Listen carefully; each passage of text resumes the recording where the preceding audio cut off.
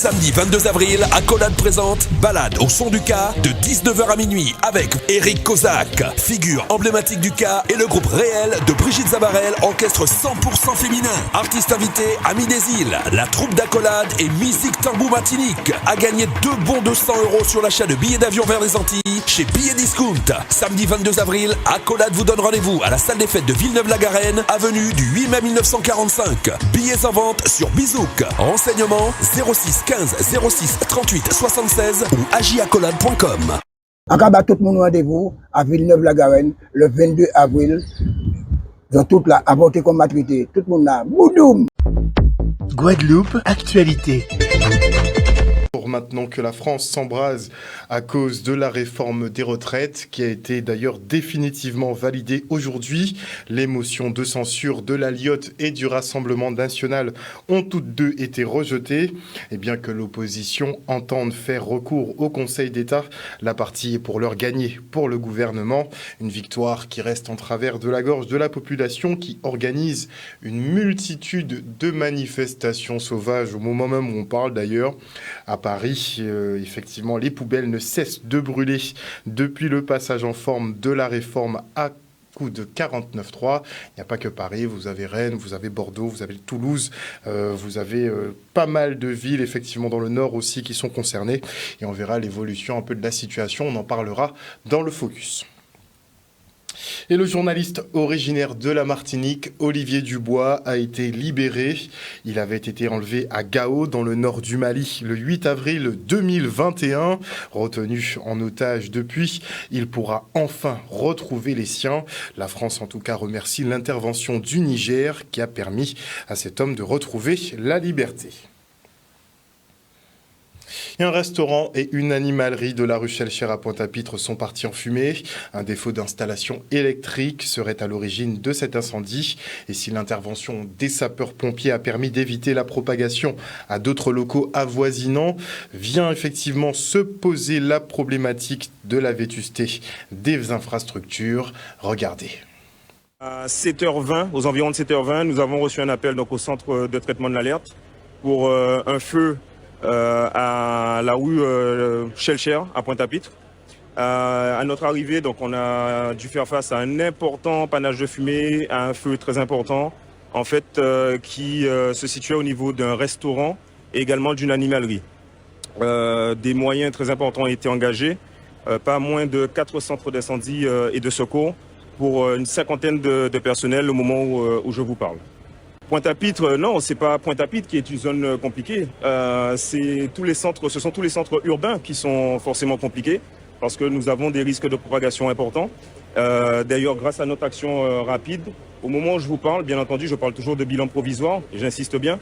Nous n'avons pas à déplorer de victimes et nous avons réussi à enrayer la propagation à tous les bâtiments avoisinants. Ben oui, on a le cœur serré puisque c'est la beauté, la richesse de Pointe-à-Pitre qu'on voit partir en fumée. À chaque fois qu'il y a un immeuble en bois qui brûle, pas loin, il y a eu l'immeuble des Fouriers, à l'angle aujourd'hui, ici, l'immeuble des Lautriques, un commerçant, un restaurateur qui va se retrouver sans activité. C'est un drame de trop pour Pointe-à-Pitre et c'est vrai que le maire ne peut être qu'attristé face à cela, mais je salue la réactivité des pompiers, des services de police. On a vu quand même que les services publics ont été réactifs. Les agents de la ville ont déjà posté une pelle mécanique qui va pouvoir enlever les remblais et pouvoir nettoyer la ville. Mais c'est un lundi triste pour Pointe-à-Pitre. Aujourd'hui, on ne pourra pas nous faire le reproche qu'il n'y avait pas de borne d'incendie fonctionnelle. Les pompiers sont arrivés avec le temps que ça prend pour les relier Abîme à Pointe-à-Pitre. Vous savez, comme je le dis, comme je le pense, nous avons une caserne de pompiers à Bergevin. Je vais militer pour que cette caserne soit à nouveau investie par le SPIS, pour que nous ayons des moyens plus proches, puisque Pointe-à-Pitre, je le rappelle, c'est une ville d'art et d'histoire, dont la beauté, la richesse patrimoniale réside dans des bâtiments en bois, avec des installations électriques qui sont souvent assez vieillies. Et donc, le risque incendie est un risque à prendre en considération et il faut aménager et équiper Pointe-à-Pitre en ce sens. Et retour sur cette mobilisation ce matin au siège du Crédit Agricole de Guadeloupe. Les salariés dénoncent l'ambiance délétère au sein de l'entreprise où les burn-out se multiplient. Une pression et un stress pour une rétribution qui diminue, notamment avec la baisse de l'intéressement. Selon les syndicats, la direction en plus se refuse à négocier. Regardez. Nous sommes mobilisés ce matin parce que nous voulons dénoncer, comme nous l'avons déjà fait depuis plus d'une dizaine d'années, en faisant des courriers autant au directeur du Crédit Agricole qu'à la direction de CASA pour expliquer les conditions délétères dans lesquelles nous travaillons. Il faut savoir qu'il y a beaucoup de collègues qui sont en burn-out. Il y en a qui subissent de la pression, qui sont stressés. Et la deuxième chose, nous sommes aussi là pour dénoncer des choses qui se passent par rapport aux résultats de l'entreprise. Il semblerait qu'il y ait des suspens de certains montants qui sont passés sur l'exercice 2022 et qui a un impact sur notre intéressement. La direction, c'est la problématique. Aujourd'hui, nous avons une direction qui n'entend pas les syndicats, qui ne négocie pas et qui refuse de voir la réalité. Ça veut dire les conditions délétères que nous avons dans l'entreprise. D'ailleurs, il faut savoir qu'il y a bon nombre de collègues qui ont été licenciés pour inaptitude et aussi des ruptures conventionnelles ainsi que des démissions. Mais à ce jour, nous sommes sans réponse de la direction. Alors récemment, nous avons demandé un rendez-vous à cette direction et nous avons eu un refus. Donc ce n'est pas, comme le dit la direction, nous ne sommes pas dans un esprit sain. Surtout qu'une direction refuse de recevoir des syndicats, il faut le savoir, qui ont été élus à plus de 87% et qui représentent le personnel. Nous sommes la voix du personnel et ils refusent de nous recevoir. Pour aujourd'hui, nous manifestons ce matin. Je ne peux pas vous en dire plus pour l'instant. Ce que nous souhaitons, c'est qu'on soit reçu. Nous profitons de la venue du président, M. Lefebvre de CASA, pour justement demander une rencontre. Et nous espérons que nous l'aurons. Les élèves de terminale, eux, planchent sur leurs épreuves de spécialité pour le baccalauréat. Et les avis sont particulièrement mitigés sur le nouveau calendrier des épreuves qui commencent en mars au lieu de mai-juin. Le reportage de Maxime Morel. Ça s'est quand même assez bien passé. Un stress général que j'ai pu observer à travers mes camarades. Donc oui, ça a été bien encadré. Les enseignants qui nous surveillaient étaient assez bienveillants. En tout cas pour moi et pour la majorité. Ça s'est bien passé, j'ai fait ce que je pouvais. Quand je suis rentré dans la salle, je me sentais vraiment pas bien. Mais après avoir passé l'examen en lui-même, on se dit que finalement, avoir que la moitié du cursus entier de terminale au bac, ça permet quand même de respirer un peu mieux. On a été prévenus, mais comme on avait l'habitude d'avoir les épreuves vers la fin d'année, donc certains élèves ont eu beaucoup de stress. Alors j'étais un peu stressé, mais après en voyant le sujet, j'étais plus rassuré et je me suis dit allons-y et on va réussir. On connaît nos connaissances et ça va aller. On aurait préféré quand même passer les épreuves pendant le 3e trimestre, puisque d'habitude on passe toujours les épreuves en fin d'année. Donc on a plus de temps pour se préparer justement. Je trouve que c'est trop proche. Normalement le bac c'est plus vers juin, juillet et tout. Et je trouve que c'était trop précipité. On a 4 mois entiers avant la fin de l'année. Je pense qu'on pourrait quand même les pousser d'au moins un mois. Ça permettrait aux élèves de respirer un peu plus, de passer plus de temps sur leur révision. Franchement, sachant qu'on peut vraiment commencer à réviser à partir de janvier, parce qu'au début de l'année, on n'a pas assez de matériel pour pouvoir faire de vraies révisions. Avoir de janvier à mars pour pouvoir réviser, ce n'est pas assez. Et du 20 au 23 mars prochain, le RSMA organise un forum itinérant pour présenter ses formations. Et premier arrêt à Basse-Terre, où le food truck du régiment a pris du service. Regardez. Le régiment du service militaire adapté de la Guadeloupe va réaliser un forum itinérant, donc du 20 au 23 mars, dans différentes communes de Guadeloupe. Donc aujourd'hui, le 20, nous sommes sur la commune de Basse-Terre, donc de 9h à midi sur l'esplanade de la mairie et de 14h à 20h au niveau du gymnase de Rivière-des-Pères. Mais le 21, nous serons également sur la commune de Sainte-Rose, le 22 sur la commune du Moule et le 23 sur la commune des Abîmes. Durant ces journées, en fait, donc, nous avons les différentes compagnies de formation professionnelle qui se sont déplacées et qui ont mis en place des petits stands. Donc, comme vous pouvez le voir derrière moi, nous avons également le food truck qui est un outil pédagogique du régiment qui permet aux agents de restauration d'apprendre à employer un food truck dans leur cadre de leur future insertion. Voilà, donc actuellement, il faut savoir que le régiment est dans des phases de recrutement. Nous recherchons des agents de service, de restauration, dans l'hôtellerie, dans le tourisme, des agents de sécurité, des maçons, des carreleurs. Le régiment du service militaire adapté recrute 600 jeunes par an, donc qui ont entre 18 et 25 ans. Le but de nos formations, c'est de permettre aux jeunes d'avoir une insertion avec un taux de réussite à 80%. Il y a 70% des jeunes qui viennent chez nous qui obtiennent le permis véhicule léger également.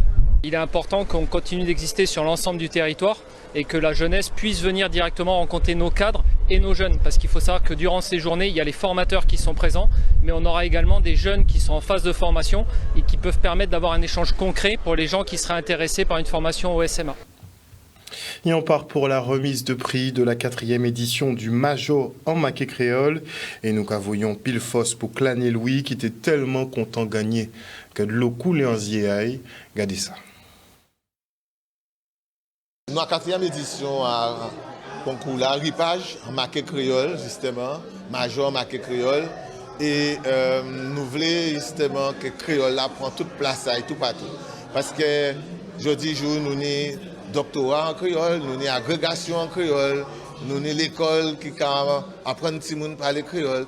Nous voulons que justement que nous entrions dans la réelle littérature là, ça, pour que culture nous prend toute place, pour que nous venions s'annouiller nous-mêmes, pour que nous restions s'annouiller, que nous piger si ça, pour que nous aillions plus loin, pour nous vendre ce titre. On peut dire que la CCE avait Monsieur Lurel, sont sorte de petit à la région, donc automatiquement fait nous là. Fait nous là parce que nous avons bien entendu la culture, l'éducation, l'environnement, donc fait nous dans la région là ça pour nous travailler avec Monsieur Lurel.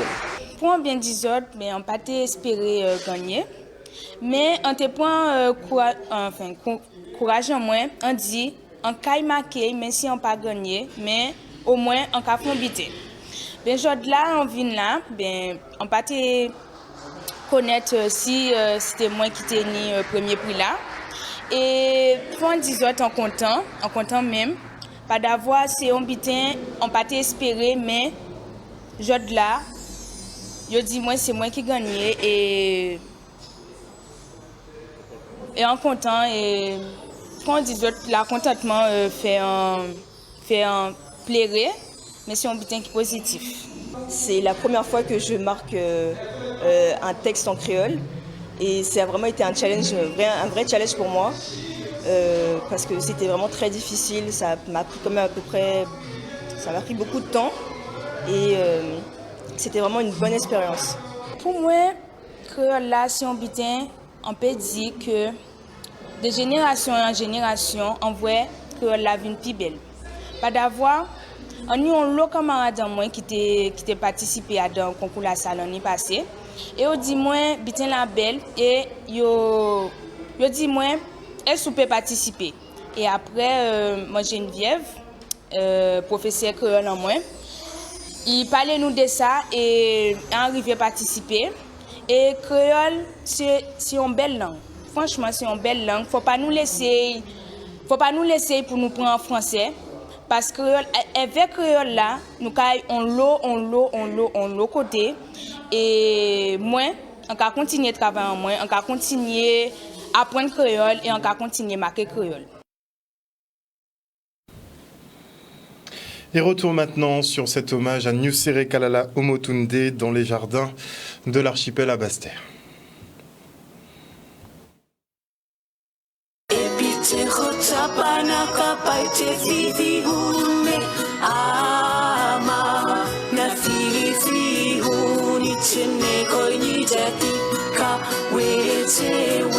C'était à la fois un hommage et puis un rituel pour accompagner l'esprit de Motoundé dans l'éternité, dans la vie éternelle. Comme tout le monde l'a aimé suivre Motoundé, et il a fait hommage là dans différents Martinique, Sigonte aussi en Guadeloupe.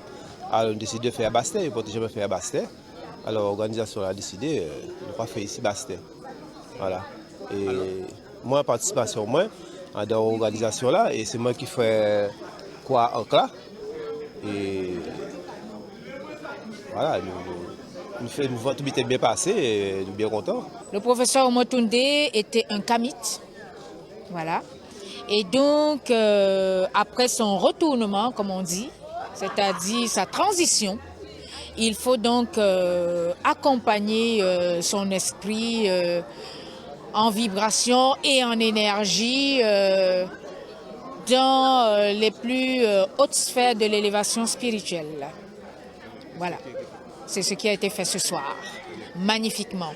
Et le public a adhéré de façon extraordinaire en accompagnant justement l'esprit et le cas, comme on dit, du professeur Omotoundé de manière intense et recueillie. Et après nous, l'habitant sur l'Afrique, sur l'Égypte, et il veut dire l'habitant qui est caché, honnête. Alors, oui, c'était au bout. Tenir la parole, bien expliquer les choses, et après nous, on l'habitant. Et je tiens à m'excuser d'ailleurs auprès de Madame Jacquet du CIPN par rapport effectivement à cette invitation que je n'ai pas honorée, mais c'est encore un petit peu tôt pour moi. Et on enchaîne avec le colloque parents-enfants autour effectivement de la réforme de la petite enfance. Pendant 3 jours, les professionnels se réfléchissent à comment structurer ces établissements qui permettent effectivement aux petits d'avoir leurs premières interactions qui sont très importantes pour contrôler leurs émotions, développer leur estime et tout simplement apprendre. Regardez. Ce colloque a servi aux professionnels de pouvoir discuter de la réforme de la petite enfance, de pouvoir discuter des perspectives que nous avons de manière à accueillir les enfants de 0 à 3 ans et que les différentes structures, à savoir les mini-crèches, les crèches ainsi que les MAM, comment nous pouvons offrir un service de qualité à nos enfants de la Guadeloupe de manière à les permettre d'être socialisés, de manière à permettre que les familles puissent se rapprocher beaucoup plus de nous et sachant que nous allons continuer à offrir une offre de service à notre public fragilisé, à notre public aisé, à toute la population parce qu'il faut savoir que les crèches font partie du point pauvreté puisque pour pouvoir aller travailler, les crèches permettent de lever tous les freins de manière à ce que réduire l'égalité et permettre que l'égalité entre hommes et femmes existe, puisque une femme, quand elle a un bébé, il faut qu'elle s'en occupe. Et la crèche offre un service de qualité diversifié.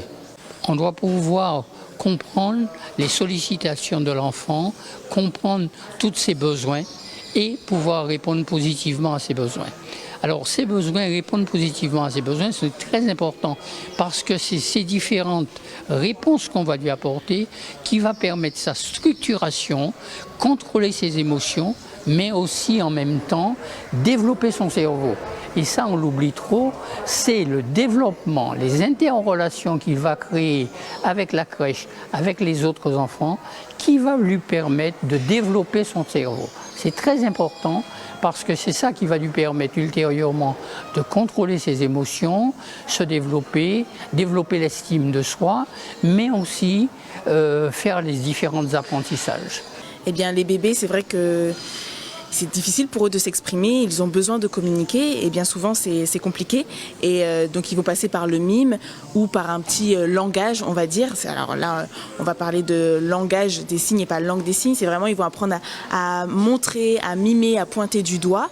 Et puis après, ça va leur permettre de s'exprimer, donc leur permettre d'avoir accès à la langue des signes. C'est plus facile parce que les parents, c'est vrai que souvent, ils ne comprennent pas ce que l'enfant va dire. Et si on leur apprend aux parents et aux enfants à signer, ils vont comprendre et réussir à communiquer entre eux. Par exemple, tu veux manger, et juste en signant le signe manger, l'enfant va pouvoir comprendre. Alors c'est vrai que la configuration ne sera pas parfaite, mais on va s'adapter à l'enfant. La ville de Moule est la première municipalité des Outre-mer à recevoir le label Ville Surf, une manière de développer ce spot bien connu en local et qui vise à se développer en national et en international. À terme, 25 villes de France effectueront un maillage autour de la discipline, mais aussi des enjeux et problématiques sur les littoraux et espaces maritimes côtiers. La suite en images. La commune du Moule a reçu déjà une compétition internationale et reçoit des petites compétitions. Il y a plusieurs associations qui pratiquent le surf au sport de Damancourt, dans d'autres sports aussi, Sainte-Anne, Anse-Bertrand. Et nous, en décembre 2022, on nous a sollicité, le collègue Chengan avec la responsable, la présidente de Guadeloupe Surf, là, on nous a demandé de solliciter le label. Et nous l'avons sollicité. Alors c'est vrai que même en venant ce soir, je ne croyais pas qu'on aurait eu déjà un accord de ce label. Donc pour nous, c'est une très bonne chose. En plus, le surf dans ma commune, le Moule, au début, comme je l'ai dit dans mes propos, c'était beaucoup de métropolitains qui le pratiquaient. Et maintenant, nous voyons que le sport, le surf, comme comme certains sports, le tennis, se démocratise et nous avons des petits Guadeloupéens et des petites Guadeloupéennes qui pratiquent le surf. Donc je crois que c'est une bonne chose. Donc aujourd'hui, c'est avec beaucoup d'émotion et beaucoup de fierté que nous recevons le label de surf, ville de surf. Et c'est la première ville de la Caraïbe, aussi des Outre-mer, qui a ce label-là au niveau national. C'est une fierté pour nous et je pense que les compétiteurs de surf de plus en plus viennent à Moule au niveau du sport de Damancourt. Et nous mettons, nous, la collectivité, tout en œuvre pour que nous puissions accompagner le surf, mais aussi l'ensemble des sports que nous avons au niveau de notre ville. Nous sommes ville active et sportive. C'est un label que nous aurons très bientôt, que nous avons candidaté aussi pour cela. Et très bientôt, nous aurons ce label-là et nous allons pouvoir encore aller plus loin avec nos sportifs. À la fin de l'année, il y aura environ 25 villes, dont des villes emblématiques du surf, telles que Biarritz, telles qu'Ossogor, telles que Lacanau, des villes de Bretagne, des villes de Normandie. Il y a Cannes également, il y a les Sables d'Olonne. Les Sables d'Olonne, c'est la ville de M. Moreau qui est le président des maires du littoral. La ville de Cannes, c'est la ville de David Lisnard, qui est le président des maires de France. Et tout ceci, c'est une communauté qui va échanger sur les problématiques de la mer, sur les problématiques du littoral, sur les problématiques du surf. Et ça va faire, à mon avis, tout ceci fait sens d'être en commun et de pouvoir avancer ensemble pour le surf et avec le surf comme levier touristique. Et on part pour la commune de Sainte-Anne à la rencontre de l'auteure Marie-Anne Marelly qui présente son ouvrage « Je ne suis pas un idiot pour mourir ». Nous sommes à la médiathèque aux Anges Thalys, sur le boulevard Ibiné. Alors nous voulons faire de ce lieu véritablement un lieu de culture, de création, de diffusion autour de l'art. Et aujourd'hui, nous recevons une Sainte-Annaise, Marianne Dunter, une auteure qui vient de sortir un livre, « Je ne suis pas un idiot pour mourir », au titre un peu évocateur. Et aujourd'hui, nous l'avons reçu et avec le public, nous avons discuté, nous avons débattu du contenu du livre, mais également des problématiques qui sortent du livre. C'était une toute petite soirée littéraire qui en appelle d'autres. C'est un ouvrage, c'est un roman. C'est aussi une histoire vraie, c'est un récit de vie. j'ai voulu mettre en lumière un personnage saint-anais. Je raconte l'histoire d'un personnage qui a vécu à Sainte-Anne, qui a grandi, qui était saint-anais. Et à travers sa vie, je me suis dit, je vais partager sa vision, sa philosophie avec le grand public. Et je sais que ça fait son chemin. Ça fait déjà son chemin et ça continuera à faire son chemin. Mais c'est une excellente présentation et c'est une petite soirée, je dirais, très conviviale, très chaleureuse. Et puis, à travers l'autrice, sans avoir déjà lu le livre, mais on y est intégré déjà, on est déjà dedans, hein, parce que c'est une histoire très intéressante, très merveilleuse. C'est vrai qu'on a une multitude d'activités du genre, je n'ai rien contre, un carnaval, le baignade, les plages, tout ce qui s'ensuit, mais on doit introduire dans notre vie la culture, le genre littéraire doit occuper une grande place dans notre vie. Outremernews.fr, le site de l'actualité Outre-mer, 24 h sur 24 et 7 jours sur 7. Retrouvez la chaîne Outremer News sur YouTube.